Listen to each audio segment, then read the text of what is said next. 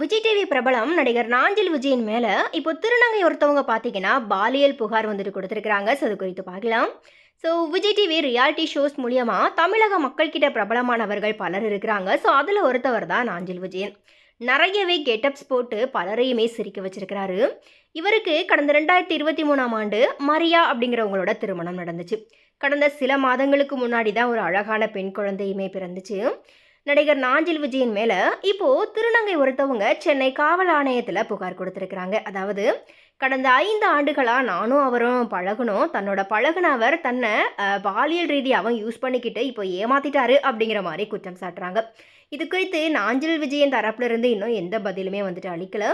So anyway இப்போ இந்த சம்பவம் பார்த்தீங்கன்னா நாஞ்சில் விஜயனோட ரசிகர்கள் மத்தியில் ஒரு மிகப்பெரிய பரபரப்பை ஏற்படுத்தி இருக்குது. ஸோ எனிவே இது குறித்த உங்களுடைய கருத்துக்கள் என்ன அப்படிங்கிறத மறக்காம கமெண்ட்ல ஷேர் பண்ணுங்க.